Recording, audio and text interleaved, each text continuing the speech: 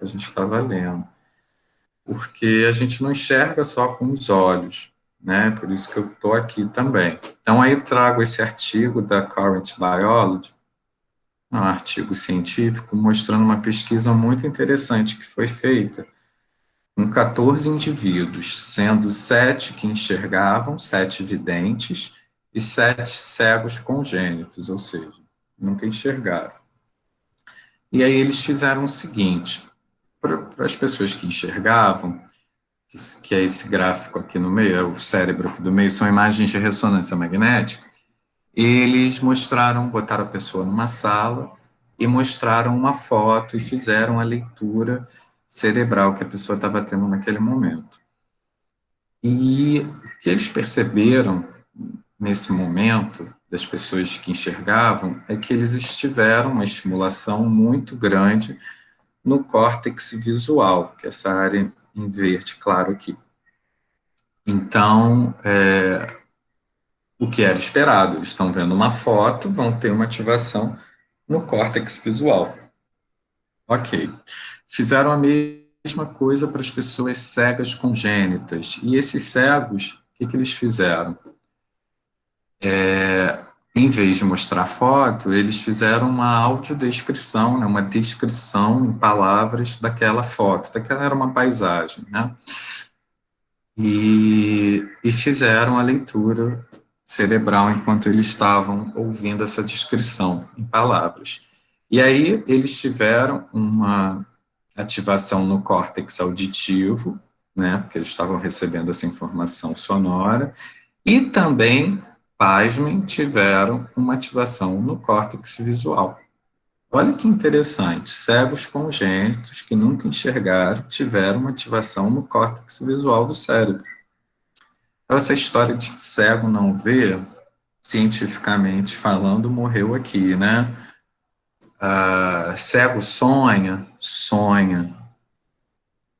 Eu preciso falar cor para a pessoa cega? Precisa, porque como vocês estão vendo, eles têm uma ativação no córtex visual. Então, eles vão imaginar perfeitamente vários detalhes daquela imagem. Por isso que a descrição é muito importante para a pessoa cega, né? Tem artigos científicos, principalmente de psicólogos, né, com pessoas cegas, que você vê a riqueza de detalhes que as pessoas cegas podem fornecer, né, de memórias, de sonhos, de detalhes, de descrição minuciosa de roupas e tudo mais. E aí eles fizeram um overlap, né, uma sobreposição dessas imagens, dessas 14 imagens cerebrais, e eles viram que, efetivamente, a área em comum de ativação era o córtex visual, uma das regiões do córtex visual, mais especificamente a região que é responsável pela forma, pelas cores, tá? Então, baseado nisso, nessas outras formas de ver cientificamente provadas, né, é que eu trabalho com produção de material didático adaptado, porque eu quero que eles percebam efetivamente tudo que eu estou querendo demonstrar, como se eu estivesse dando uma aula para os videntes, tá? Então, tudo que eu vou falar aqui hoje faz parte da tecnologia assistiva, né? Que é uma área de conhecimento interdisciplinar, que engloba produtos, recursos, metodologias, estratégias, práticas, que objetivam promover funcionalidade relacionada à atividade e participação de pessoas com deficiência, visando que autonomia, independência e qualidade de vida e, principalmente, inclusão social. Os recursos didáticos na educação especial, né? Esse aqui é um material bem bacana da Fundação Catarinense de Educação Especial e que eu vou só falar aqui o finalzinho do material, né? Que ele fala sobre a importância de utilizar materiais didáticos pedagógicos para você permitir acesso ao currículo, auxiliando no processo de ensino e de aprendizagem das pessoas com deficiência. Então, assim, o objetivo desses materiais é eliminar qualquer obstáculo e participação desses indivíduos na escola, né, das pessoas com deficiência na escola. Então, é para isso que a gente produz um recurso didático, para efetivamente incluir as pessoas, né, efetivamente incluir os alunos. Esse é o alfabeto Braille, para quem não conhece. O Braille recebe o nome do seu criador, né, Louis Braille. É um sistema de leitura e escrita em relevo, de pontos em relevos, criados em 1825, né, que é o ano oficial na França do sistema Braille. E ele condiz, né, esse sistema de pontos, são 6 pontos, né, um conjunto de 6 pontos, que você pode formar 64 diferentes caracteres. E é uma combinação, é bem matemático o sistema Braille, na verdade, né? Então, você tem 2 colunas e 3 linhas. Então, por exemplo, o ponto 1 é a letra A, o ponto 1 e 2 é a letra B, o ponto C é o ponto 1 e 4, e assim vai numa sequência. Quando a gente faz o curso de Braille, a gente aprende primeiro essa linha do A ao J e fica só escrevendo palavras, bem como se estivesse se alfabetizando mesmo, só nessa primeira linha, né? Faca, jaca, gaga, só palavras, aba, só palavras com as primeiras letras, para você treinar. Porque depois que você pega essa primeira linha de transição, a segunda linha, que é do K ao T, basicamente é a mesma linha da primeira série, acrescentando o terceiro ponto, ponto 3. Então, o K é a letra A com ponto 1, 3. O L é a letra B com ponto 3. O M é a letra C com ponto 3. E assim vai, né? Queria dizer que o Braille, talvez, né, muitos já saibam, mas o Braille, diferentemente da Libras, Libras é uma língua, né, língua brasileira de sinais, usada principalmente para as pessoas com deficiência auditiva. O Braille, ele é um código, então se eu quero escrever a palavra casa, eu vou escrever a letra C, a letra A, a letra S e a letra A. Não tem um símbolo que representa essa palavra, entendeu? Em Libras, não. Em Libras você tem um símbolo que representa a palavra casa. E é uma língua, né? O Braille não é uma língua, tá? É um código, um sistema de codificação. Tá bom? E assim a gente tem, e a partir daí a gente consegue tirar todos os números, todas as pontuações, tá bom? Aqui é só uma parte do alfabeto, tá, gente? Não é tudo. Aqui tem 2 instrumentos muito importantes que eu utilizo bastante, primeiro em sala de aula com os alunos e em segundo na produção efetiva dos materiais. O da esquerda é a reglete e a punção. A reglete é essa reguinha metálica aqui, pode ser de plástico também, na foto é uma régua metálica. O punção é esse furador, tá? Porque você vai colocar a folha de papel aqui no meio e vai furar o papel da direita para a esquerda, né? E vai fazer os pontos em relevo. Na hora de ler, como você começou furando da direita para a esquerda, você vai virar o papel, porque quando você furou o papel, os pontos em relevo estão do lado oposto da folha. E aí você tem que ler da esquerda para a direita, como é a nossa leitura dos videntes, né? Sempre me perguntam isso, como o cego lê? Do mesmo forma, da esquerda para a direita, como nós que enxergamos lemos, tá? Mas aí as pessoas criam um problema com Braille já nesse início, porque na hora de eu escrever, se eu quero ler a letra A, na verdade, quando eu vou escrever na reglete, eu vou escrever, em vez de botar no ponto 1, eu vou botar no ponto 4, porque eu tenho que escrever espelhado, porque eu vou virar o papel para ler em relevo, né? Mas esse é um problema inicial de se acostumar, que você vence depois que vai para a máquina de datilografia Braille, né, que é bem parecido com uma máquina de datilografia. Minha irmã fez curso de datilografia, era datilógrafa, a máquina é bem similar. Você tem os 3 pontos da célula Braille do lado esquerdo, do lado direito, tem o espaço, tem o marcador que você pode posicionar em qualquer lugar, coloca a folha aqui atrás, tem a tecla que pula e tem a tecla que retorna o espaço, né? E aí, gente, aqui na máquina você bate direto, né? Então, o ponto, a letra A é o ponto 1, você vai apertar o ponto 1 na máquina, a letra B é 1, 2, você vai apertar 1, 2 na máquina. Então, depois que geral você vai para a máquina, você não quer retornar para a reglete, né? Essa é a verdade. E a máquina é muito boa para produzir os materiais, porque é como você não tem que furar o papel, né? Então, se você vai botar esse braille no material, fica muito mais bonito, mais perfeito, você vai poder recortar o papel pela máquina, ou até colocar, dependendo do tamanho do material que você vai produzir, você pode botar o próprio folha do material que você vai bater ali e escrever, tá? Uso muito a máquina, muito, para produzir, quando eu quero botar um título, palavras no meio de uma figura, né?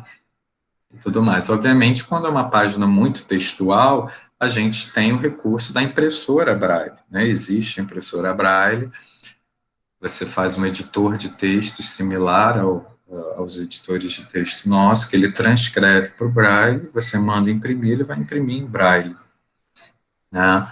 Mas quando você tem páginas com figuras, fazer um encaixe no programa das palavras no Braille fica mais complexo. É bem melhor você bater a palavra solta nesses instrumentos. Então, aqui no Instituto, que tipo de produção efetivamente a gente começa a ter lá, então, falando mais da produção?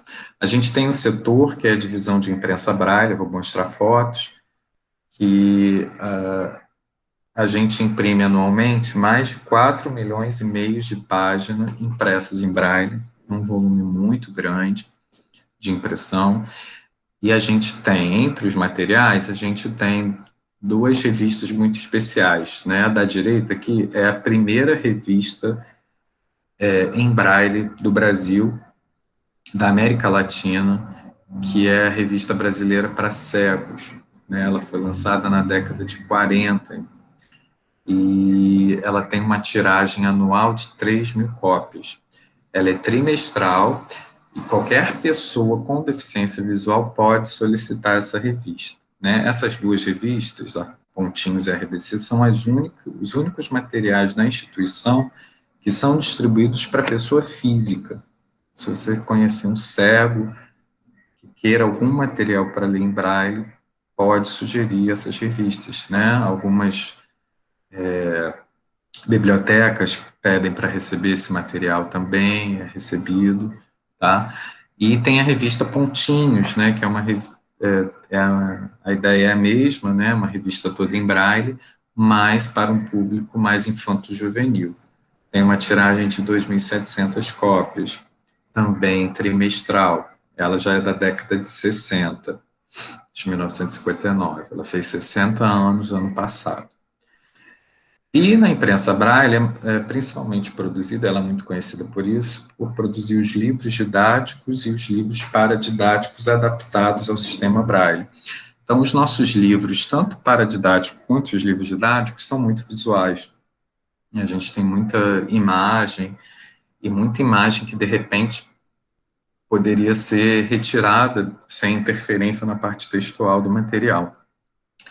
E tem um grupo, então, de professores nesse setor que pega, o professor de geografia adapta os livros de geografia. Então, ele vai adaptar o mapa que tem, as figuras de mapa, vai adaptar aquilo em palavras para aquilo ser transcrito ao sistema Braille, para a gente mostrar isso para um revisor cego, e ele aprovando, a gente mostra para um segundo revisor, e aí sim, isso entra na adaptação do livro didático.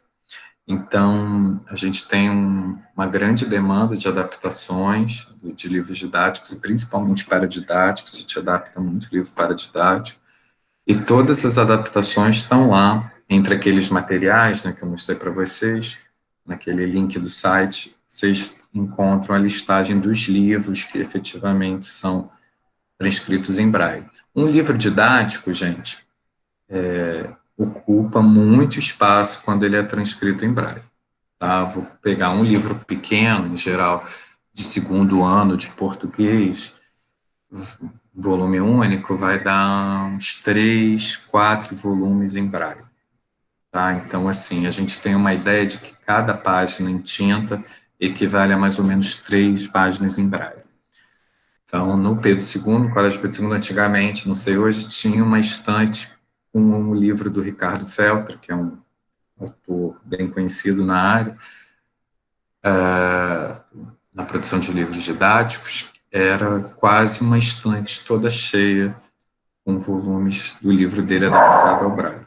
Então, a gente tem esse problema no volume, né? Principalmente, imagino os pais dos alunos em guardar esse material. Ano passado a gente produziu 135 títulos, transcreveu o Braille e distribuiu mais de 45 mil cópias para as instituições de ensino. Aqui tem 2 fotos da imprensa Braille.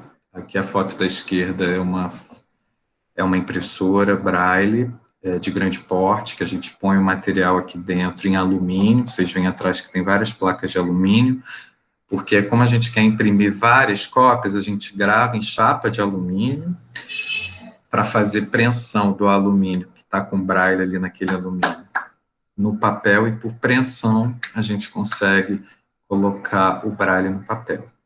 E aqui a foto da direita, para vocês terem uma ideia do tamanho do parque gráfico, tá? Então a gente tem toda uma área de encadernação, toda uma parte, máquinas para poder fazer a furação do material, e o parque gráfico do IBC, ele é o maior parque gráfico da América Latina na produção de material Braille.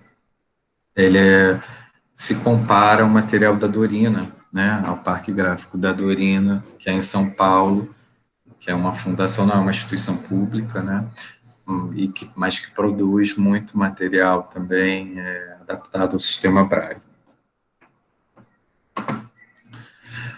Aqui a gente tem um outro setor, ali foi a imprensa Braille, agora eu vou falar mais do meu setor, da minha casa, né, que é a DPME, a produção de material especializado.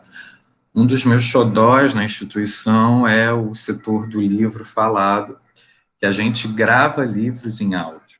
Então, é um outro tipo de recurso de tecnologia assistiva que a gente pode disponibilizar para a pessoa com deficiência visual.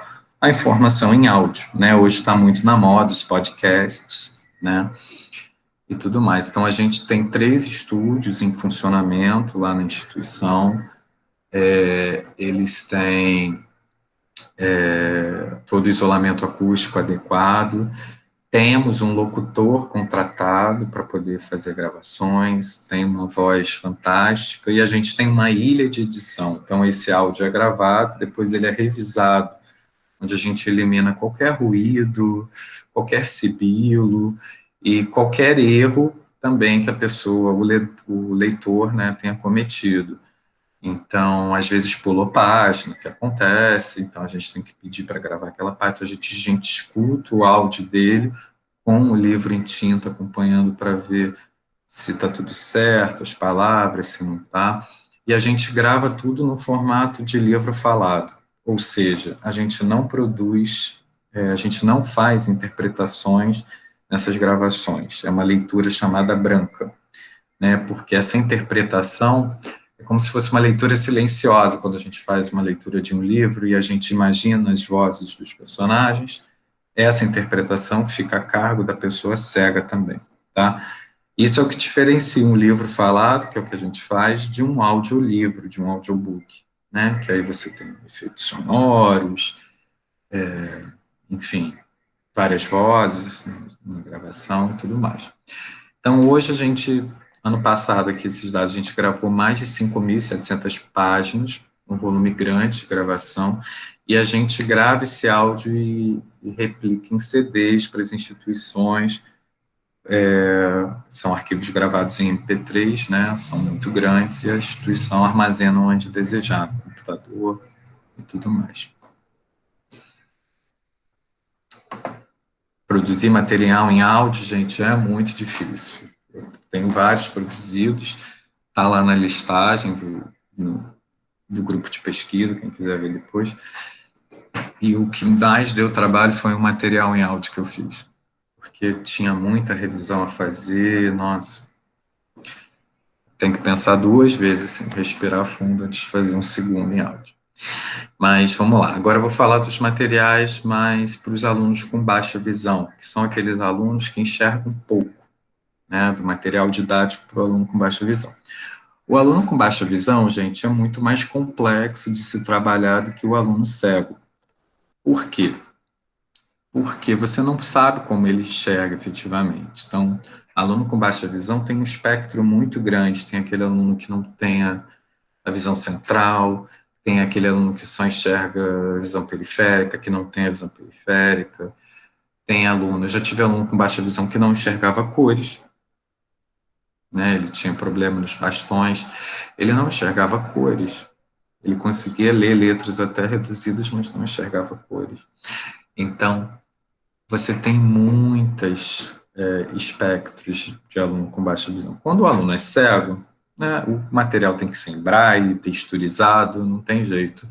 Mas com baixa visão, você cai numa questão, e agora, né? Qual você... a ideia é que você pergunte ao aluno, né, em geral, na nossa faixa, na universidade, nos anos finais do fundamental, no ensino médio, o aluno já vai conseguir te dizer qual o melhor contraste que ele quer, qual o melhor tamanho de letra, né? Mas quando ele ainda é muito novo, né, o professor tem que ajudar ele a descobrir qual a melhor forma dele enxergar, né? Então a gente não tem uma receita de bolo, mas aqui eu pontuo algumas coisas que em geral funcionam bem para ele. Cadernos com margens em linhas marcadas e espaçadas. Então, os alunos com baixa visão usam cadernos com pauta, mas não é que nem a nossa, né? Aquelas pautas muito próximas, né? Em geral, eles têm um espaçamento quase duplo e as linhas são bem marcadas, né? Quando não tem na instituição, eu pego o caderno convencional deles e marco mesmo essas linhas com régua, caneta, e vou dando o espaço necessário para eles poderem fazer as anotações. As impressões ampliadas, em geral, funcionam muito bem. Em geral, com baixa visão, quer ver o material mais ampliado. Mas, se o baixa visão tiver uma deficiência central, não adianta você ampliar. Vai ser pior para ele ainda a ampliação. Né? Você vai ampliar, vai fugir do que ele enxerga, que é só aquele centro. Então, por isso que eu digo que depende muito, tá? O João Ricardo, o atual diretor da instituição, ele é a baixa visão e sempre que ele apresenta alguma palestra, ele é professor de português e inglês, ele imprime, né, antigamente pelo menos ele imprimia as palestras para ele poder acompanhar, não se perder na projeção dos slides.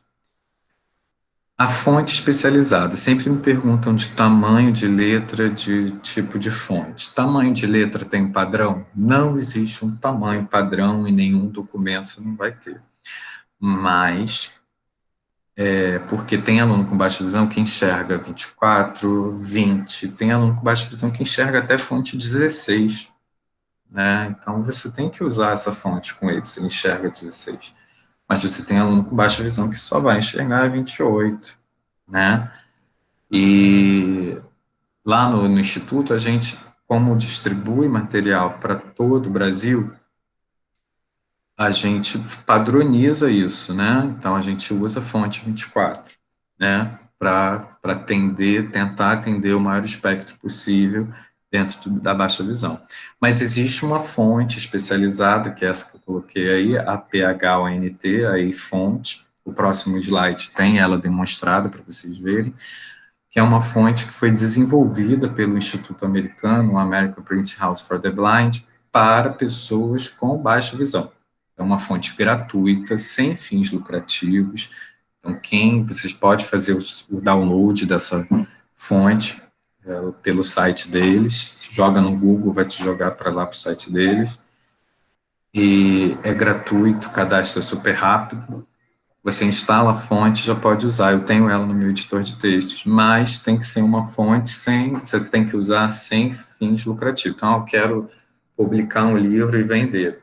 Ok, mas não pode usar a fonte, tá? Mas se for o material do seu aluno em sala, você pode usar tranquilamente. Materiais com cores fortes e contrastantes, então, material para o aluno com baixa visão tem que ter contraste e tem que ter uma cor forte, não pode ser aquele azul fraco, aquele amarelo fraquinho, aquele amarelo pálido, tem que ser cor nítida e tem que ter contraste. Não posso usar aqui meu fundo de slide azul, não podia usar uma cor preta, né, de fonte preta. Então, branco e azul dão um bom contraste, então, é um fundo que eu gosto de usar, um contraste que eu gosto de usar. O contraste que os alunos mais gostam é o branco e o preto, tá?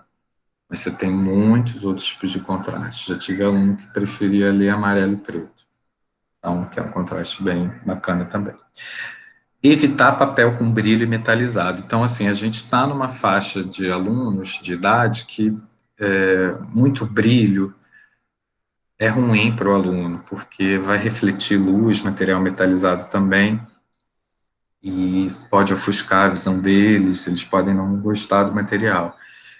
Mas por que eu ponho o evitar? Porque quem trabalha lá na frente, na estimulação precoce, com aquele aluno, com aquele bebê que está aprendendo ainda a abrir o olho, tem que ter esse estímulo de abrir o olhinho, aí você tem que trabalhar com coisas atrativas, né? Com cores, com luzes, para que ele sinta atração e abra o olho, né? Aí, como eu falei com vocês, tem o exemplo da fonte especializada que eu falei, aí fonte. Então, tem as palavras Instituto Benjamin Constant escrito nas 4 linhas, todas no mesmo tamanho 24. A primeira é fonte, a segunda é Tahoma, Arial e Times News Roman, né? Fontes comuns de um editor de textos, né, que a gente encontra. E vocês veem a diferença nítida, gritante da fonte especializada. É uma fonte muito mais larga, ela não tem serifas, né, que são aquelas continuações de uma letra na outra, então isso é bom. E numa leitura, sempre que eu testo, avalio o material com aluno com baixa visão, a primeira pergunta que eu faço é se ele está conseguindo ler o texto que tem na página. Eu tenho essa preocupação dele não se perder no texto, que geralmente quando a letra não está adequada, o aluno se perde, pula, né, que é o que a gente chama de efeito cloud, né? Ele se perde ali naquele texto, tá? Uma fonte muito similar à e-fonte que a gente tem nos nossos editores de texto é a Verdana. Então, se vocês não conseguirem fazer um download, quiserem usar uma fonte do editor de texto, usem a fonte Verdana. Ela é bem similar, bem parecida, e é a segunda melhor que eu recomendo. Aí tem alguns materiais com cores, né? Agora eu vou focar nesses materiais com cores. Então, tem um teclado aqui adaptado para o baixa visão, teclado de computador, desktop. Então, você vê, ele é preto, o teclado, a gente botou imprimir um papel amarelo com as letras, né? Com os caracteres. Então, tem um contraste bom, né? Amarelo e preto. E em cima ainda dos botões do teclado, a gente tem o papel em braille, tá? Com essas marcações das teclas em braille. Uma película bem transparente. E em cima a gente tem uma torre de Hanoi, que foi feita num curso que eu dei de produção de material. E a torre de Hanoi é conhecida como aros, né? Você tem que trocar os aros, as argolas de um lado, né? Seguindo uma sequência de tamanho. E a gente fez esse material em sala, obedecendo aí as cores para o aluno com baixa visão. A gente fez em quadrados, então tem um quadradinho rosa, cinza, laranja, azul, sempre obedecendo cores bem diferenciadas para o aluno com baixa visão. O tamanho é diferenciado também para o aluno cego, né? Então ficou um material que poderia ser utilizado por alunos com muitas outras deficiências. Esse material é Rosa dos Ventos, é um material do professor de geografia que quis diferenciar os pontos laterais dos pontos colaterais. E esses materiais todos que eu vou mostrar agora, gente, eu vou mostrar eles adaptados para o baixa visão e depois adaptados para os alunos com deficiência, com cegos, né?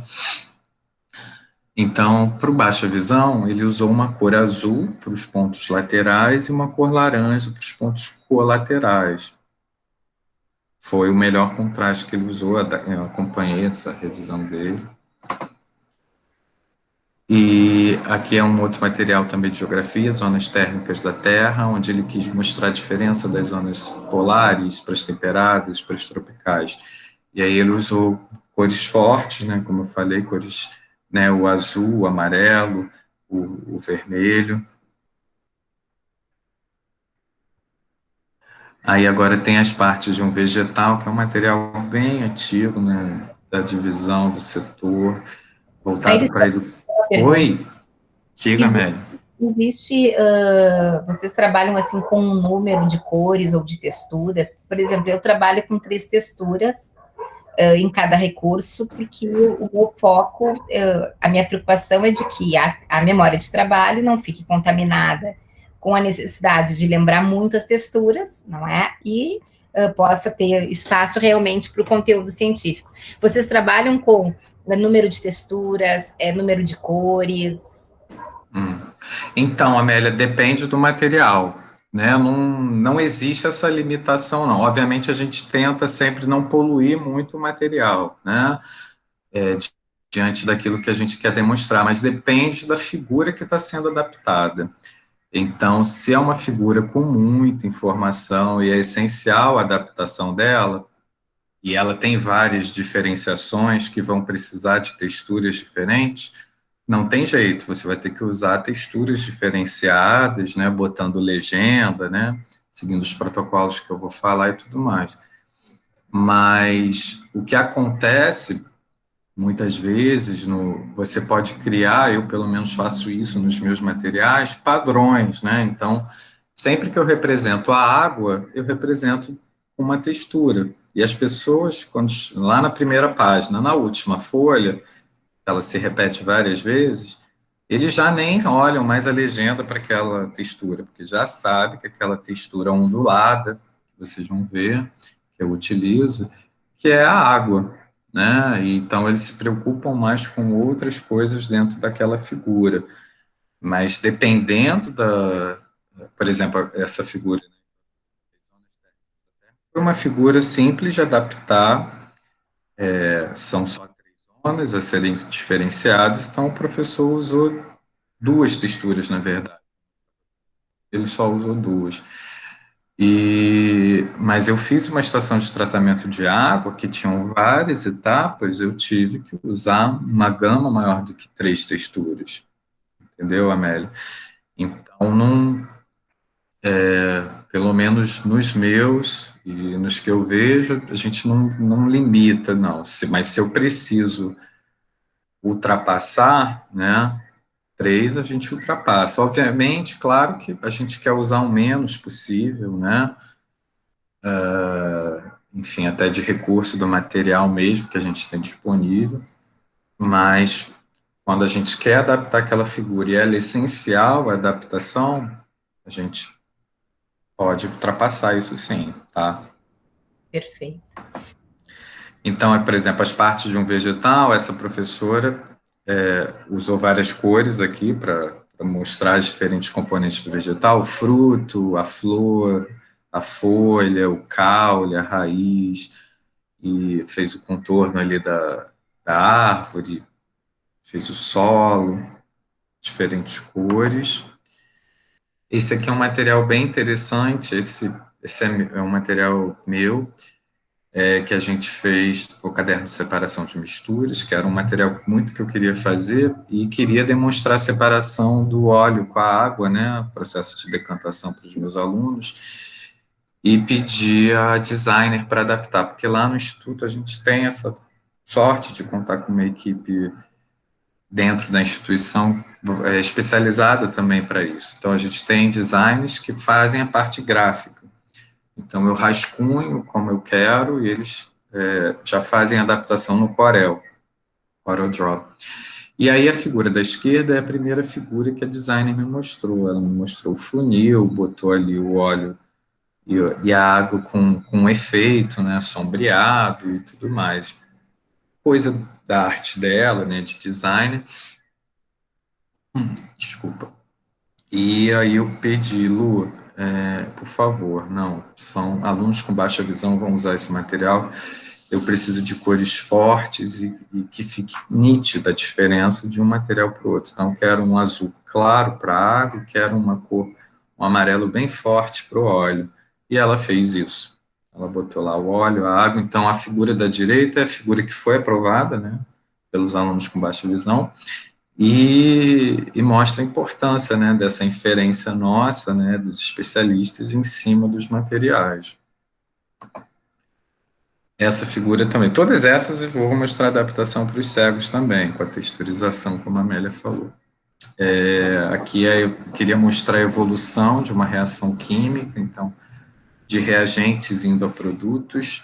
Então, você tem no primeiro recipiente só reagente, que eu usei a cor vermelha, e no último só a cor azul, que é o produto. Então, você mostra que conforme o caminhar da reação, o número de bolinhas vermelhas vai diminuindo, a ter só no final, o ideal que seriam só a formação do produto, né? Nunca acontece, infelizmente, mas em geral é o que a gente sempre deseja. Aqui é um outro material também em contraste, azul e laranja, para mostrar a diferença da superfície de contato na velocidade de reação, por exemplo, um comprimido inteiro num copo de água ou ele em pedaços, né? Aonde acontece essa reação mais rápido, né? E aqui eles percebem que nos pedacinhos em laranjas tem mais contato com a água, né? Tem mais, a superfície tem mais contato com a água, então a reação ocorre mais rápido. A tabela periódica, então a gente fez material também sobre a tabela periódica que mostrava a diferença, né? Tem um caderno sobre várias diferenças na tabela, e a gente tem essa diferença nas propriedades físicas dos elementos químicos, né? Alguns são metais, ametais e gases nobres. Então, os metais eu usei um amarelo bem forte, que é a maior parte da tabela composta de metais. Os ametais são essa parte em azul claro, e os gases nobres são essa última família, né, da tabela periódica, então em rosa.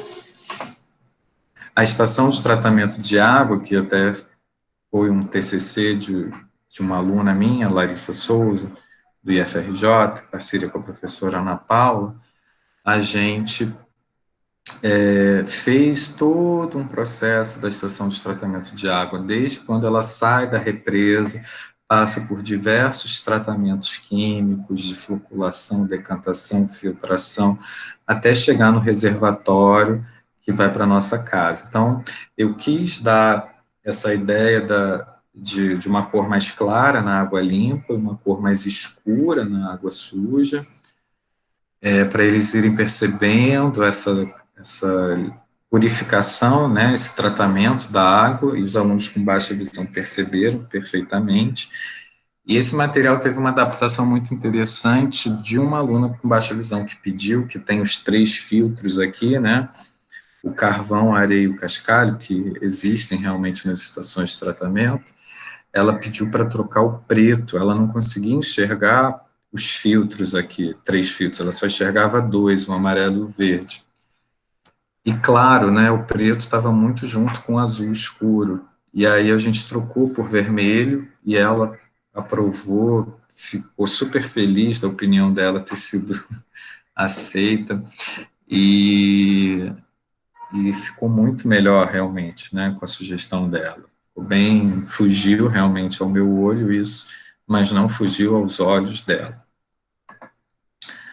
Para os cegos agora.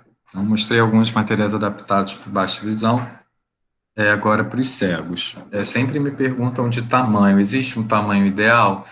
Não, você não vai encontrar isso, essa resposta em lugar nenhum. Mas eu sempre gosto de fazer materiais de tamanho que o aluno possa tocar ali com as 2 mãos dele, possa utilizar bem o material, bem como é, né, o diagrama do Linus Pauling, né, feito pela Amélia, que o aluno, sentado numa mesa, vai conseguir tocar do início ao fim o material, né? Então, a gente já viu muitas maquetes adaptadas que são enormes, maiores que uma mesa, enfim, quando o aluno chega no final já esqueceu o início, então a gente tem que pensar nessas coisas, né? E também não adianta fazer muito pequeno, porque ele vai perder o todo, né? Mas pensar que ele com as duas mãos, sentado, consiga tocar, né? Eu sempre gosto de pensar em tamanhos nesse sentido. Tem que ter significado tátil, então tem que ter relevo e diferentes texturas, não tem jeito, né? Então, para aluno cego, eu sempre costumo falar que se o material tem 3 cores, vai ter 3 texturas, né? Então, tem o azul, amarelo e branco, vai ser uma textura para o azul, uma para o amarelo e uma para o branco. E diferentes, né? Uma textura lisa, uma textura áspera. E você pode brincar com o relevo também, né? Mais alto, mais baixo. O pessoal de geografia trabalha muito com altura, principalmente em mapas. Tem que ser um material que ofereça resistência, não pode ser um material frágil, né? Por exemplo, eu não gosto de trabalhar com isopor, porque é muito frágil. Então, eles vão manipular esse material, então, se quebrar, eles vão ficar chateados. A gente tem que pensar nisso. Tem que ser bem aceito e seguro, né? Tem que oferecer segurança, principalmente para os alunos cegos. Eles têm que confiar que você está dando um material seguro para eles tocarem. Então, já ouvi relatos de professores que levavam materiais com muita lixa no material e que o aluno... Lixa já não é agradável para a gente. Imagina um aluno cego ter que tocar, avaliar tudo aquilo ali em lixa. Então, a gente tem que pensar na segurança daquele aluno que está tocando o material. E é claro, quanto mais seguro, mais, e dependendo dos materiais que você vai utilizar, melhor vai ser a aceitação deles, né? Tem que ser fiel ao modelo original. Então, não adianta fazer um material que é ondulado, que é inclinado, eu vou fazer em linha horizontal, vou fazer em tabela, porque é mais fácil para o aluno cego, né? Subestimar o aluno cego é uma coisa muito comum que acontece, infelizmente. Então, assim, a gente tem que tentar ser fiel ao máximo ao modelo original. Não funcionou, a gente vai buscar outra forma de adaptar. Vai fazer uma audiodescrição, descrever, vamos procurar um caminho juntos, né? Mas tem que ser fiel à figura, ao real do material. Tem que ser de fácil manuseio, tanto para o aluno quanto para o professor, poder levar para a sala de aula ou não. É uma coisa muito importante quando a gente avalia material com cego, que eu vejo, às vezes as pessoas chegam e mostram logo o material. É você informar o título que aquele material se refere, né? Uma vez eu vi uma avaliação de um sistema respiratório que a pessoa não sabia o que ela estava tocando e tal. Eu falei, não, Ale, vamos botar aqui um título, sistema respiratório. Aí o cego já sabia o que ele ia encontrar, né? Que ele ia ver alguns órgãos do sistema respiratório, alguma coisa assim. Porque do nada você ter que observar uma figura, ter que imaginar o que é aquilo ali é muito complexo, né? Para qualquer pessoa. Presença de legendas, legendas existem para nós que enxergamos, tem que ter para as pessoas cegas também. Em geral, eles gostam que as legendas venham na parte superior das figuras, porque quando eles vão para as figuras, eles já vão sabendo que eles vão encontrar, mais ou menos. Eliminar detalhes meramente ilustrativos, então aquela questão do professor olhar o material e saber, bom, isso aqui é importante ter, é fundamental para o entendimento do aluno, ou não, posso eliminar isso aqui sem prejuízo nenhum. E o material tem que ser revisado por uma pessoa cega. Então, assim, isso é fundamental, principalmente para a gente que faz distribuição desse material a nível nacional. Então, a gente tem revisores, funcionários revisores na instituição, que são pessoas cegas, que tem o curso de revisor, porque tem toda a norma de revisão, né, da leitura, do braille, da paginação, da questão dos parágrafos e tudo mais. Então, eles sempre acham algum erro na escrita, que você trocou um E pelo I, principalmente se você está iniciando a escrita no braille. Você mostra uma figura para eles, você acha que conseguiu adaptar, e na verdade eles vão dizer, Aires, essa textura ficou muito parecida com essa, melhor você trocar essa daqui, porque eu não estou percebendo a diferença. Em geral, quando o revisor cego aprova, não, entendi tudo que você quis dizer. Quando você leva para a sala de aula para os alunos, em geral você tem uma aprovação, né? Porque a gente já sabe que o Braille está ok, a figura teve um entendimento prévio, aí a gente vai ver se, de acordo com a nossa disciplina, sala de aula, naquele momento, aquilo vai realmente ser funcional, né? Lá no Instituto, né, a gente distribui material para uma grande quantidade de instituições públicas. Ano passado, a gente distribuiu mais de 11 mil materiais ampliados e grafotáteis, né, que é o graficamente tátil para o aluno cego. E como é que a gente faz isso, Aires? Bom, a gente tem primeiro, tem todo aquele critério do baixa visão, depois tem todo o critério de texturizar aquela figura para o cego, aprovação para o cego, como eu mostrei para vocês agora, o cego voa, e aí? Eu tenho 30 alunos, e eu fiz esse processo uma única vez. A gente tem uma máquina que é uma termoduplicadora, como se fosse uma Xerox. Então, ela replica nesse plástico, né, que é um plástico de PVC, uma película de PVC, né, um tipo de plástico, e a gente utiliza essa máquina da esquerda, que é a máquina de termoforme, para fazer a replicação. Então, a gente coloca o original aqui, coloca esse plástico em cima dela, puxa essa fonte de calor aqui, né, por isso que ela é termoduplicadora, o calor vai deformar essa película, e ela tem uma fonte de vácuo aqui. E o vácuo vai fazer o quê? Vai imprimir tudo que está no seu desenho, vai ficar no plástico. Então, a gente tem essa sorte de conseguir fazer essa duplicação, por isso que ela é chamada de uma termoduplicadora. Então, se eu tenho lá a minha estação de tratamento, levei 6 meses, em geral eu levo 6 meses para aprovação de cada material, em 6 meses eu aprovei aquele material. Botei na listagem no site. No primeiro mês que está no site, vem lá um pedido de 30 delas. Como é que o rapaz vai replicar? A gente tem um impressor que utiliza essa máquina, ele vai pegar essa estação que eu deixei com ele, que eu aprovei, está aprovada, está certinha, está pronta para uso, ele vai só replicar. Né? Depois que o material é replicado, o material é revisado novamente pela revisora cega para ver se o PVC está legal, se não entortou, se não ficou ruim, para poder ir para a distribuição externa. Então, assim, são muitos processos de revisão que são incluídos, né, nessas etapas de produção. Então, aqui começam a mostrar as figuras adaptadas, né, a Rosa dos Ventos, que foi a primeira, ela era azul e laranja. Então, aqui ficou uma textura para o azul e uma textura para as partes, para os pontos colaterais que são em laranja. Então, aqui nos pontos laterais ela usou um papel cartão liso e aqui ela usou uma lixa para os pontos colaterais. Mas Aires, você falou que a lixa é ruim. Eu falei, de fato, a lixa é ruim. E essa lixa que ela usou, a lixa de madeira, principalmente, ela é mais áspera que a lixa de água, mas o aluno não vai tocar nesse original. Lembra que o aluno vai tocar no plástico.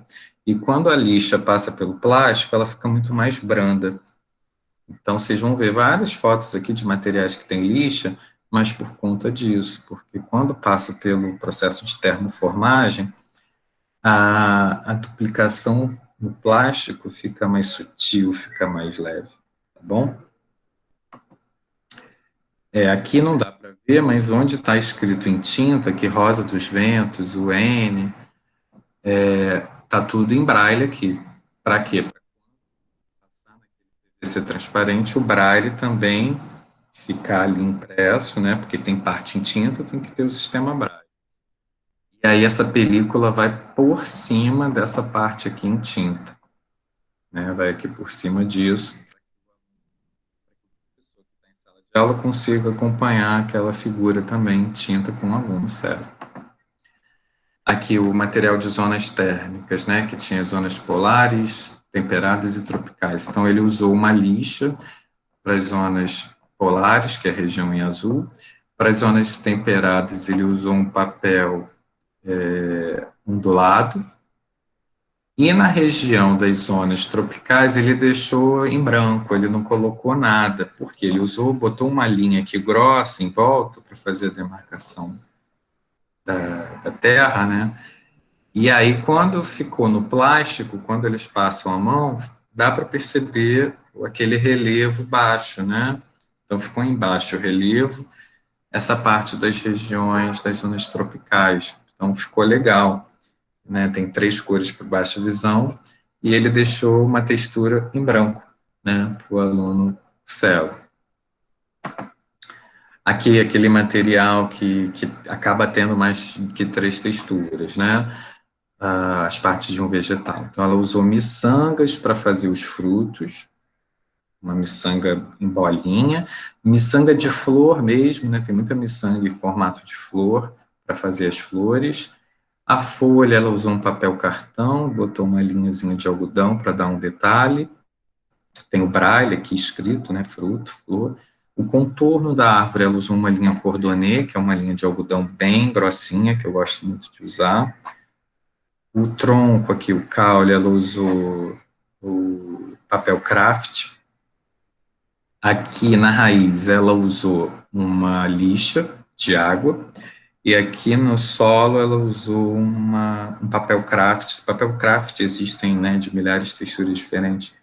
Uma textura bem pontilhada, né, dando essa impressão de terra mesmo. Então, ficou um material muito bem feito, muito bem produzido, bem limpo, que sai bastante aí para a educação infantil. Aí agora alguns de química, né, o funil de decantação, o óleo e a água. Então eu usei uma lixa de água mais áspera para o óleo, e a água, lembra que eu falei com vocês que eu sempre uso a água com papel ondulado? Esse papel aqui é o papel craft ondulado, vocês vão ver que ele vai aparecer recorrentemente em outras figuras. Usei o papel Paraná, que eu também gosto muito de usar para fazer o suporte. Usei a linha cordonê para fazer a argola, que segura esse funil, laboratório. E uma linha de algodão bem levezinha para fazer o contorno dos recipientes de vidro, né? No caso, o becker e o funil de decantação. Tá? O braille, por exemplo, parte do braille eu imprimi na impressora braille, né? Principalmente o título, a página, mas o braille aqui na figura, funil de decantação, óleo, água, suporte, argola, eu tive que bater na máquina Perkins, porque na máquina de datilografia braille, eu falei a marca, para poder encaixar aqui na figura, né? Reparem que eu fiz as setas de localização, ó, a textura de acordo com o braille, para ele saber que essa textura é a água. A gente tem que fazer essas indicações. Tá? Tinha uma pergunta. A legenda tu coloca dentro do próprio recurso, tu não coloca como a legenda de textura. Faço das duas maneiras. Essa figura aqui eu achei mais fácil para aproveitar o papel. Eu não ia conseguir botar na parte superior. Eu consegui fazer puxando setas. Então eu faço das duas maneiras, tá? E funcionam bem. Funcionam bem. Pergunta, no termoform, vai dar relevo à escrita em braille batida na máquina? Dá, fica perfeito, Tá. Dá como da impressora. Às vezes eles preferem até a da máquina, porque eles dizem que se a impressora já tiver, né, que a impressora é uma agulha, né, que vai furando o papel, se aquela agulha já tiver muito gasta, tem que trocar, tem que fazer manutenção na impressora, e às vezes a máquina, o braille sai muito redondo, sai muito perfeito, e eles dizem isso, nossa, que braille bonito, que braille bem escrito. Em geral, eles dizem isso para o braille da máquina de datilografia, né? Eles percebem essas nuances. Então, ó, esse, por exemplo, Amélia, eu fiz isso, né? Botei a legenda na parte superior, eram só 2 texturas, então eu consegui ter espaço tranquilamente, tinha pouco texto na página, de colocar uma legenda para os reagentes e uma legenda para os produtos. Então, os reagentes eu usei botão, um botão pequeno, então sempre que aparece o pontinho vermelho, eu usei botão, e o produto eu usei um sticker, que aqui no Rio de Janeiro a gente encontra muito em papelaria, até de esquina, pequenininho, ele é autoadesivo, e aí eu Uhum. colei. Eu adoro esses stickers. Então, por exemplo, o último recipiente só tem esses stickers, o primeiro só tem os botões, e os do meio mesclou, né? E os alunos adoraram essa textura, porque eles ficam brincando no plástico, eles ficam brincando, passando o dedo ali. Fiz aqui a seta, né? Tem uma seta aqui, né, para mostrar o caminho da reação. Eles entenderam também essa seta que eu coloquei. Mas aqui já mostra esse esquema com a legenda na parte superior. Outro com legenda na parte superior, né? A superfície de contato que eu falei do comprimido. A água, de novo, a água sendo apresentada em outro material meu, com uma textura com papel craft ondulado, é sempre essa textura que eu uso para água. Se eu não tenho, eu não texturizo, eu vou na papelaria comprar, porque a água meu é clássico ser isso. E o efervescente, eu usei caixa de remédio, tinha muita caixa de remédio, gosto de trabalhar com os recursos alternativos, e recortei caixa de remédio, uma textura lisinha, e ficou bom para o comprimido inteiro, em pedacinhos. Eles perceberam bem isso, ficou lisinho em cima do ondulado, então ficou muito bom. Então eles conseguiram perceber essa diferença. O da tabela periódica, né, que eu dividi em metal, a metal e gases nobres. Então, assim, os metais eu botei papel cartão, papel bem lisinho, em relevo. Então, eu botei papel Paraná ali embaixo, primeiro, fiz um relevo de papel Paraná, depois, por cima, eu coloquei o papel cartão. Ficou bem legal, demorou a ficar prontinho, cortado do jeito que eu queria, mas consegui. A metais, eu botei o papel pontilhado, e os gases nobres eu usei uma lixa. E aqui em cima, olha, Amélia, tem a legenda. Então, tem a legenda lisa para os metais, pontilhado para os ametais, e os gases nobres, a legenda em lixa, seria a textura áspera, né, nesse caso. E aí é legal que quando eu pergunto na prova, esse material foi fundamental para eu explicar a tabela periódica, porque a tabela periódica é o maior material que a gente tem. É um material bem grande, são muitos elementos, são 118 elementos químicos. Mas esse material me ajudou, que ele é quadrado, ele é 28 por 29, o tamanho dos garfos da máquina de termoforme, e eu consegui explicar muita coisa antes de chegar na tabela. Então, quando eu falava com eles, olha, gente, na tabela a gente pode observar que existem elementos que são metais e metais gases nobres. Então, antes eu mostrava esse material para eles. Quando eu chegava na tabela, eles já sabiam onde estavam os metais, os ametais e os gases nobres. E os metais, quando eu pergunto na prova, no teste, cite dois metais, ele já vem aqui para o lado esquerdo ou para o meio, que eles sabem que os metais estão por aqui. Cite dois ametais, eles já sabem que eles estão mais à direita da tabela periódica. Então, é um material que me ajudou muito em sala de aula, efetivamente na aprendizagem dos meus alunos. A estação de tratamento da água, por exemplo, a estação de tratamento, Amélia, eu usei muitas texturas, eu não tive como fugir do número de texturas que eu usei. Em tinta já mostra a estação final, que é distribuída hoje, né, com o vermelho, que a aluna pediu, e mostra que ela é adaptada para o aluno cego. Então, eu cortei o tamanho da estação, defini o tamanho, cortei o papel Paraná, a base de papel Paraná. Aqui eu fiz todo o contorno com linha cordonê. Aqui eu usei um papel cartão bem lisinho para ele ter ideia da água limpa.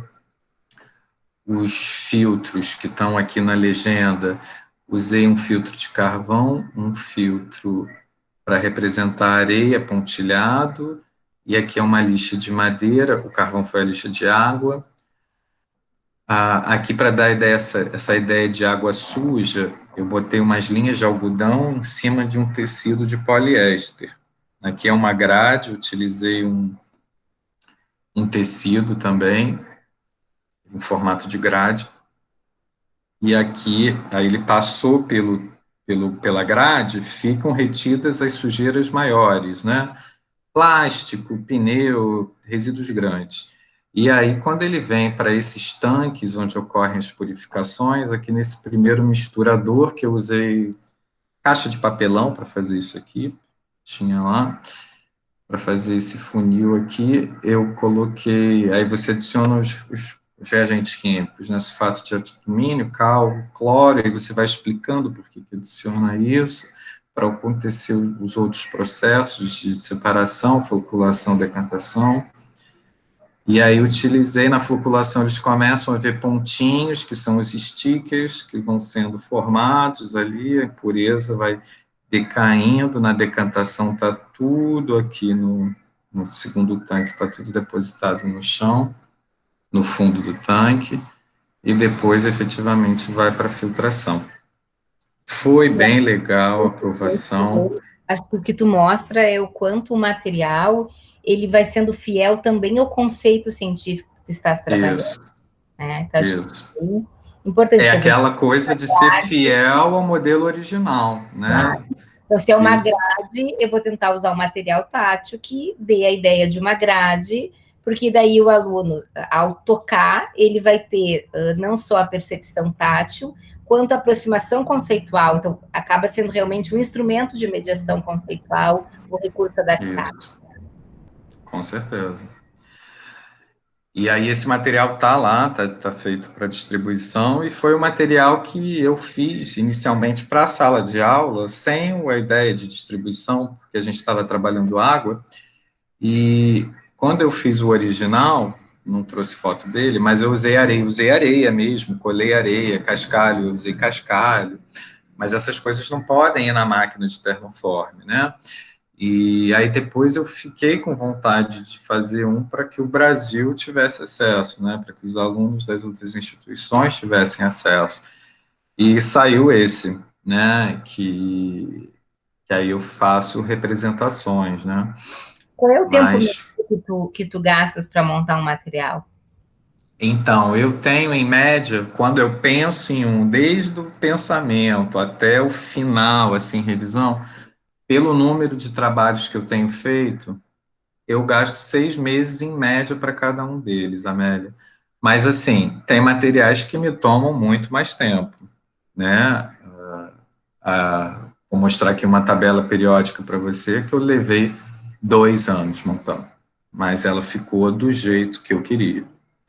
Então, em geral, esses que vão para a máquina de termoforma, eu consigo fazer. Isso aqui é só uma prancha, né? É só essa folha, mas em geral os materiais são cadernos, então tem figuras e tem explicações nas páginas anteriores, posteriores, então tem parte textual envolvida também, então isso demanda mais tempo, porque quando eu faço, eu penso na distribuição, então eu penso no tamanho, no formato que eu vou fazer, por exemplo, nem todos os que eu faço são na máquina de termoforme, né? Eu consegui fazer um todo em braille tinta, que eu fiz no braille fácil, no editor de texto, de forças intermoleculares, eu desenhei as moléculas lá, porque tem a grafia de química braille, então não precisei ir para a máquina, mas eu precisei fazer impressão em interponto, enfim, mexi com outras coisas que eu não dominava, mas que eu aprendi, foi legal,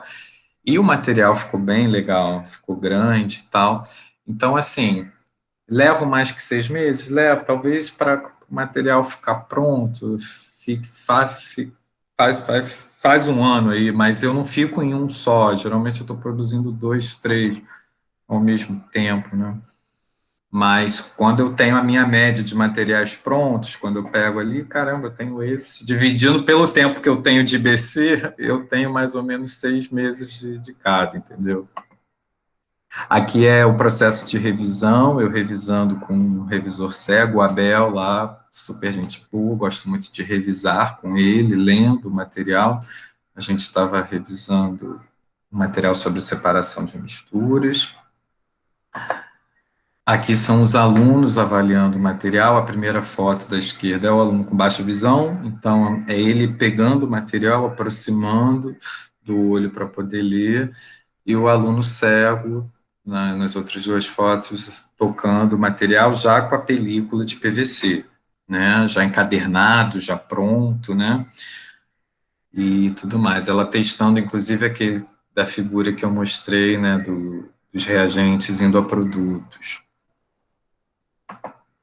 A tabela periódica que eu te falei, Amélia, essa tabela eu levei 2 anos para montar. E eu terminei ela assim, chega, não dá mais, não aguento mais guardar material. Porque quando eu começo a fazer, eu quero mostrar o material também para os alunos. Então, esse é o material, eu tinha essa ideia de fazer a tabela periódica montada, ela que está em cima de uma mesa, ela tem 1,30 por 80, e ela é feita com varetas, são furadas, são 18 furações, porque são 18 famílias na tabela periódica, são 118 elementos químicos que eu fiz em quadradinhos, com papel Paraná, todos eles têm papel Paraná ali dentro, para que o aluno toque e não amasse a caixinha, está bem reforçado, papel Paraná de 2 milímetros de espessura, ele pode fazer uma força danada, que ele não vai conseguir destruir essa caixa, e diferenciei as cores para os metais, para os ametais, para os gases nobres, assim como tem uma textura do lado esquerdo que diferencia cada uma delas, né? O que é o metal, uma textura para o metal, para os gases nobres. Tem o número das famílias aqui em Braille e tem um guia tátil para que ele localize o número da vareta, um papel pontilhado, que, essa é a família 10, como é que eu sei? Ele pode seguir aqui para saber qual é a vareta da família 10. Por que eu quis fazer em varetas? Porque eles vão contando, por exemplo, se eu quero o primeiro elemento da família 5, eles contam as varetas da esquerda para a direita, já chegaram na família 5, então eles sabem quem são os elementos da família 5. Esses elementos, essas caixinhas, elas podem rodar, quis fazer ela lúdica, assim, ilustrativa, e as varetas saem, eu posso botar os elementos químicos em cima da mesa dos alunos, né, se eles quiserem. Então, essa tabela eu estreiei ano passado, nos 150 anos de comemoração da tabela periódica, e eu já não aguentava mais, porque foi um processo grande do pensamento dela, da gente arrumar um marceneiro que fizesse as peças, ela é toda desmontável, se eu quiser levar ela para uma exposição, essas partes em branco saem, eu consigo guardar, os elementos químicos saem, eu sempre penso em materiais assim, né, que a gente consegue desmontar e levar, ser prático, né, como eu comentei com vocês. Aí são as meninas de iniciação que cortaram, né, a Tamires, Larissa e Ania. Uma está na especialização, uma no mestrado e uma no doutorado, né, muito legal isso. Aí a lua tátil, que a gente fez com o pessoal do Observatório do Valongo, e a gente fez as duas faces da lua, a face visível e a face oculta da lua, que está à direita, que não vai dar para ver, lá no grupo, no Instagram dá para ver, e já tem um artigo publicado dessa lua também, então a gente fez com papel machê, e aqui foi papel camurça, nessas planícies lunares, né? Os pontos em vermelho é um alfinete maior, que são os pontos onde o homem pousou na Lua. Então, a gente fez uma mesa, eu pedi para fazer uma mesa, pedi para pintar de preto, para dar contraste com a Lua. E tem um texto falando sobre a Lua tátil, aqui sobre a Lua em si, né? Tem algumas regiões características da Lua que são marcadas. Então, aqui no artigo é legal que os alunos avaliam, a gente explica o que é cratera, eles tinham uma ideia errada do que era a cratera da Lua e tudo mais. E eu tinha a ideia desse material, sempre falava com a Silvia do Valongo, falei, Silvia, a gente podia fazer essa Lua rodar. E a gente fez um suporte de mesa que ela é giratório, né? Bem como aquelas coisas de rodízio, de pizza.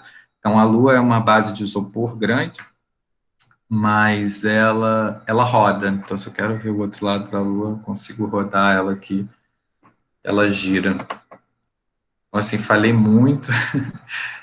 Queria agradecer a Amélia mais uma vez e, assim, queria concluir junto com vocês que o desenvolvimento desses materiais auxilia muito o aluno com deficiência visual no processo de ensino e de aprendizagem, e que o IBC, claro, fazendo essa parte de distribuição, auxilia pra caramba nesse auxílio, né, aos alunos.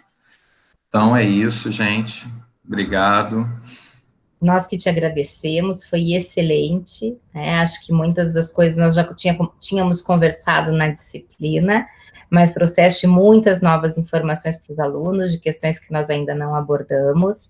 Eu tinha algumas perguntas, acabei te fazendo, e algumas também tu foste na tua apresentação abordando. Não sei se os alunos têm perguntas, eu ainda tenho uma pergunta, mas vou passar a palavra para eles.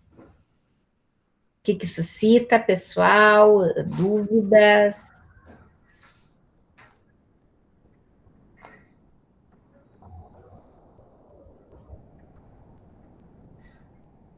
Eu não tenho uma pergunta, Alice, relacionada à produção de material. Primeiro, eu acho que, com relação à produção de materiais, né, acho que muito poucos autores trabalham com produção de materiais, escrever a respeito, a gente tem muita dificuldade em buscar literatura. Agora, eu te convidei para aquele artigo, nós começamos o processo de escrita, continuas convidado, vixe. Obrigado. Vai demorar, mas a gente está trabalhando na produção de uma tecnologia, no sentido não tecnologia do material, né, mas tecnologia do processo de construção de um produto, junto com o pessoal da engenharia. Então, como é que é a concepção de um produto, usando as premissas do desenho universal. Então, a gente está tentando, assim, aproximar a educação especial, engenharia de produção, a parte da neurociência, para ajudar o professor, então, a ter um guia, né, um parâmetro, como eu começo, enfim. Continuas convidado, viste? Nós ainda só fizemos uma reunião com relação ao artigo, porque a gente quer juntar realmente muitas áreas e quer produzir, quer dizer, fazer uma proposição inédita, né, no sentido de construção escrita. Mas, assim, tem muito pouca coisa, né, o nosso material de referência acaba sendo o IBC, eu tenho olhado muito o Ciência ao Alcance das Mãos, né, mas tem obrigado. A coisa, então eu indico as meninas também que leiam. A Fábio, eu indiquei muito as lives de vocês agora para o ensino remoto, né, porque acho que também ajuda bastante como ela quer trabalhar com ensino remoto. Então, assim, com relação à produção de materiais, eu particularmente não tenho questões específicas, né, tenho algumas compreensões, por exemplo, não sei o que tu achas, mas quando eu tenho um recurso que são muitos detalhes, eu trabalho com a parcelização da informação. Então, eu trabalho um recurso não maior, um recurso maior para a percepção de tudo que eu quero falar, mas se numa determinada área eu preciso mostrar muitos detalhes, é como se eu retirasse aquela pequena área e construísse um recurso sobre aquela pequena área. Então, eu aluno a noção do todo e depois eu consigo explorar aquele conceito dentro de um outro recurso, né? Então, isso eu trabalho muito com a ideia de parcialização da informação e sempre, assim, o tamanho do recurso é aquele que permite o escaneamento tátil por parte do usuário e também considerando a mobilidade do usuário, né? Então, onde é que aquele recurso vai ser utilizado, ele vai estar em cima de uma mesa, enfim, né? O tamanho da mesa que permite o escaneamento tátil de uma criança sentada. Então, sempre considerando muito as características do usuário, né? E trabalhando também o recurso como uma tecnologia assistiva, quer dizer, como um instrumento de mediação do conteúdo científico, mas como uma tecnologia assistiva, porque ele tem que ter uma característica de acessibilidade que permita o seu uso com autonomia. Então, acho que um pouco disso, assim, talvez, tenho certeza que tu trabalhas também, mas talvez não tenhas especificamente abordado. Mas eu fiquei, assim, muito desejosa de te ouvir com relação à nova política de educação social, né? Porque, assim, Aires, quando a gente te ouve e quando a gente também trabalha com os alunos surdos, existem conhecimentos que são muito específicos. né? E que, no contexto, né, eu sempre fiz uma crítica de que as salas, elas podem ser de múltiplos recursos, ela pode ser uma sala de múltiplos recursos, mas o profissional que trabalha, ele é um profissional especialista, então não é qualquer coisa tu sair trabalhando em Braille, né? Olha Com quantos anos, certeza. né, tu vens te dedicando, fizeste uma formação bastante específica dentro do IBC, né? Então, a sala pode ser multifuncional, mas existem especificidades do ponto de vista da formação, né? Então, quando a gente também pensa a ideia, né, de que um único professor dentro de uma sala de recurso, ou um professor itinerante vai dar conta, nós que trabalhamos com alunos com especificidades tão demarcadas, sabemos que não dá conta, né?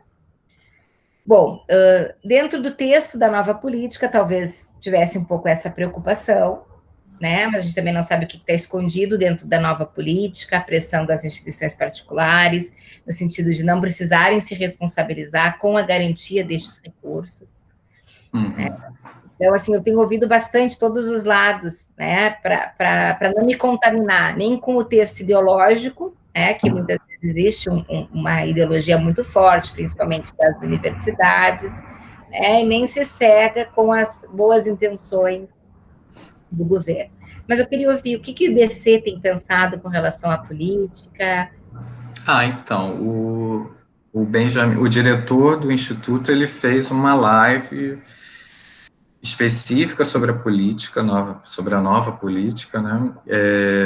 Ela foi lançada, acho que na semana seguinte, ele já marcou essa live para discutir mesmo, para responder perguntas. Foi bem legal, ele foi bem aberto, respondeu as perguntas que as pessoas fizeram. E o que acontece? O IBC, ele foi, a live, né, me deu a entender que foi favorável a essa nova política, e de fato, assim, a gente teve muitos anos, o Instituto, ele foi, digamos, deixado de lado por muitos anos pelo Ministério da Educação, justamente por ser uma escola especializada, né, tudo que o Instituto pedia, pelo menos isso é o que eu percebo lá dentro, que as pessoas contam, era sempre muito difícil a conversa com o MEC e tudo mais. Com a mudança do governo e a mudança interna das pessoas responsáveis pelo Ministério da Educação, principalmente em relação à pasta da educação especial, né, onde a gente está inserido, a gente foi mais bem recebido, tanto é que a gente teve a aprovação dessa coisa do ensino médio profissional, teve a aprovação do mestrado agora, que vai iniciar ano que vem, e então, realmente, né, o MEC já esteve lá mais vezes, né, já teve 2 ou 3 vezes lá no Instituto, então eu reparo que tem uma conversa melhor mesmo com o Ministério da Educação, né. Aí eu vou dar a minha, né, minha opinião, né, pessoal, também. Não sou favorável ao governo, muito menos ao ministro da Educação. Acho que os ministros, né, a gente tem, né, uma coisa atrás da outra, vem se atropelando um atrás do outro, mas realmente, em relação às políticas de educação inclusiva e educação especial, eu tenho gostado das atuações no que diz respeito a isso, né? Inclusive, essa nova política, eu achei muito favorável, achei bacana o texto, e o Instituto também, né? O diretor da instituição também.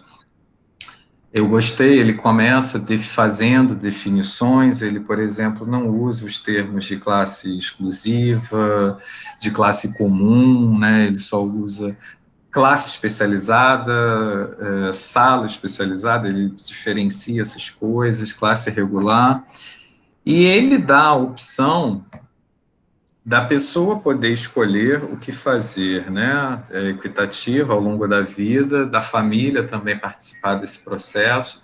Então, se a pessoa tem deficiência visual, ele vai escolher se vai optar, vai botar numa escola regular ou numa escola apenas com especialistas voltada para aquilo.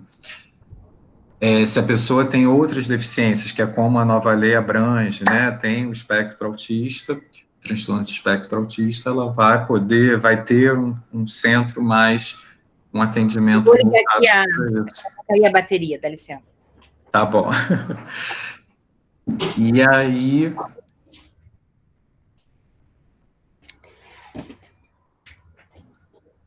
aí, dá para ouvir, Amélia? Dá. Beleza. E aí, então, eu gostei disso, né? E aí, o que foi muito mal levantado pela questão é que aí que foi levantado, poxa, ele vai acabar com a inclusão, né? As escolas vão passar a deixar de receber, as escolas regulares, os alunos. Em nenhum momento o texto diz isso. Né? Inclusive, tem a LDB, o artigo 5 da LDB está lá, se você precisar acionar o Ministério Público, você aciona, inclusive com a nova política.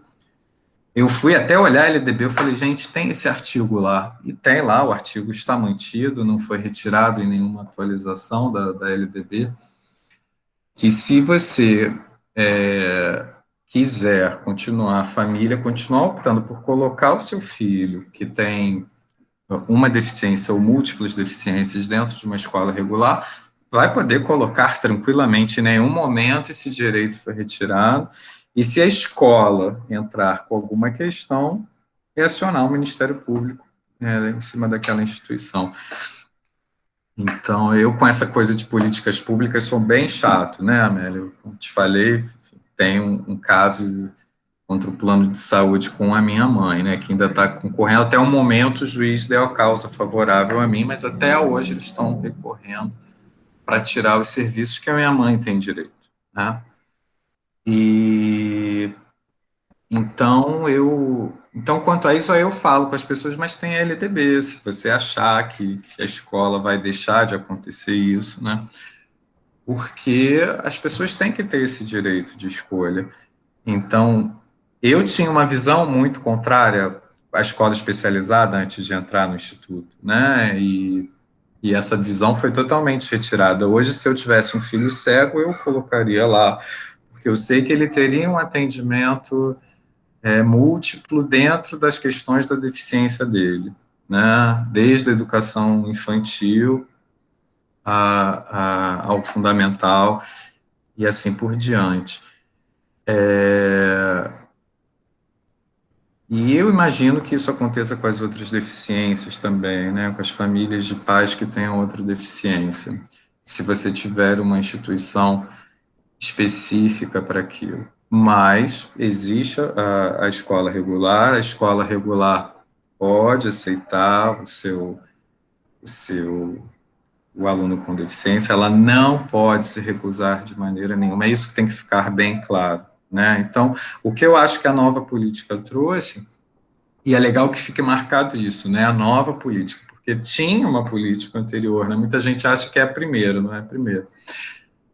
E é que existe isso. Então, assim, e o documento, como essa conversa do Instituto do Benjamin com o INES, assim como a conversa do INES com o MEC também está bem melhor, e eles favorecem esse tipo de coisa no documento, né? Ressaltam a importância dessas instituições especializadas nesse tipo de documento, né? Então, Deu bastante também, né? Quando se teve a política anterior, todo o movimento de fechamento da instituição. exatamente. Em 2011 a gente quase fechou, né? Eu ainda não estava na instituição, mas eu lembro de acompanhar pela televisão, lembro das pessoas na rua pedindo, né, o não fechamento do INES, do IBC, porque justamente a conversa de quem estava lá nesse setor, no MEC, era muito difícil, né?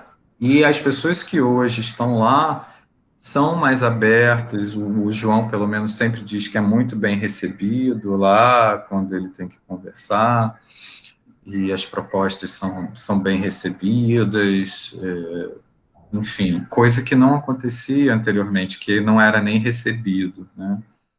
Mas a instituição teve um parecer favorável, sim, a essa nova política, e eu, particularmente, também. Obrigada pela resposta. Mais alguma questão, pessoal?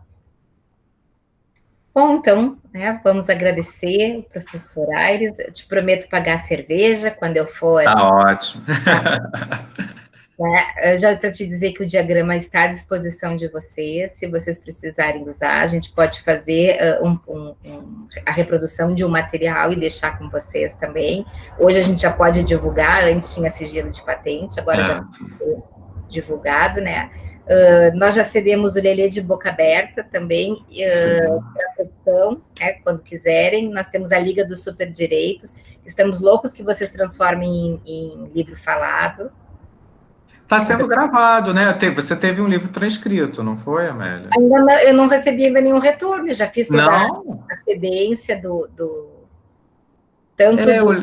Eu lembro da Ana Luísa, porque aí ela era diretora, né? E ela ficou com isso, né? Mas eu lembro dela vendo o livro, autorizando. Vou perguntar lá, achei que já estava na listagem o seu livro. Retorno. Eu fiz toda a documentação de CD, todos os materiais, e o Liga dos Super Direitos é toda a revisão do direito da pessoa com deficiência. Sim. Livro super legal. Tanto é que eles consideraram aptos, né? E aí, depois você me manda em particular com quem foi essa sua conversa, porque aí eu vou... Com a Ana Luísa mesmo? Sempre foi com ela. Então pode deixar que eu vou... Ela se aposentou, mas eu vou cobrar do diretor novo.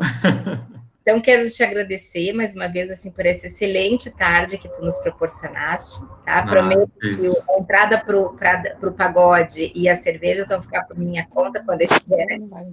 Tá ótimo. Estamos aqui, muito que tu venhas também ao Rio Grande do Sul, que terminar a pandemia, vai ser uma alegria te receber aqui na nossa universidade, e aí também vamos pagar o churrasco. Tá ótimo. O microfone, não sei se queres falar, Janimar. Eu quero sim. O IBC, ele apenas aceita alunos que são cegos? Para ser aluno do Instituto, tem que ter a deficiência visual. Ou seja, tem que ser cego ou tem que enxergar pouco, né? Ser baixa visão, né? Mas ele pode ter outras deficiências associadas. Mas, dentre dessas deficiências, tem que ter a deficiência visual associada. Então, tá. A gente tem aluno com deficiência física, deficiência intelectual, mas são alunos também com comprometimentos na área da visão. Tá. E uma outra pergunta, que foi logo no início, eu deixei reservado aqui, você falou de cursos à distância. Estão acontecendo esses cursos ainda ou está suspenso também? Não, os cursos só foram cancelados os cursos presenciais, né? Os cursos presenciais, de fato, tem curso, toda semana acontecia um curso presencial, assim, era o mês todo com curso. E esses foram todos cancelados até dezembro. E os cursos à distância, não é uma gama tão grande de cursos, né, oferecidos à distância quanto os cursos presenciais, mas tem uma boa quantidade. Eu só não sei, está lá, você tem que entrar no site para ver as datas, porque tem período de inscrição, enfim, as condições certinhas para inscrição, mas eles não foram cancelados, os cursos à distância não foram cancelados. Eu só acho que agora, em novembro, possivelmente, se vai acontecer em algum em dezembro, eles já abriram o período de inscrição, já devem estar encerrando. Acho que para esse ano, por conta de período de inscrição, essas coisas, já talvez esteja fechado. Mas dá uma olhada lá, porque os cursos à distância não foram cancelados. Ok, obrigada. Nada. Mari é tua conterrânea. Nossa aluna mora aqui no Sul, mas é carioca. Carioca? É assim. Legal. Vem para o Sul. Eu adoro o Sul também, estou com uma camisa de Gramado, não vai dar para ver aqui. Eu estou como a Janimar quer ficar em Bagé, né, Janimar? Vamos trazer o Alisson. É verdade. Bagé, já estive em Bagé dando curso aí de produção, foi muito legal. Ah, que legal. O pessoal me levou para a fronteira para ver o... Para atravessar a cidade, atravessar o país. Eu também já me levaram. E tinha um show de luz de luz e som, gente, muito legal. Mas era um caminho longo. O pessoal pegou o carro, me levou assim 2 horas de ida, 1h30 para voltar. Mas adorei, gente, adorei Bagé. Poxa, que cidade linda, aconchegante, tranquila. Gostei muito. A Nadir, Bem bacana. a Bagé também. A boa Paris. Então, gente, vou pedir licença, então, para encerrar a aula, agradecer mais uma vez, passem uma boa semana, e os que puderem, fiquem em casa e cuidem-se. Obrigado, gente. Boa tarde a todos. Obrigado, Amélia, pelo convite. Tá? Um beijo. Eu te mando o certificado de participação da palestra. Obrigado. Tchau, tchau. Obrigada.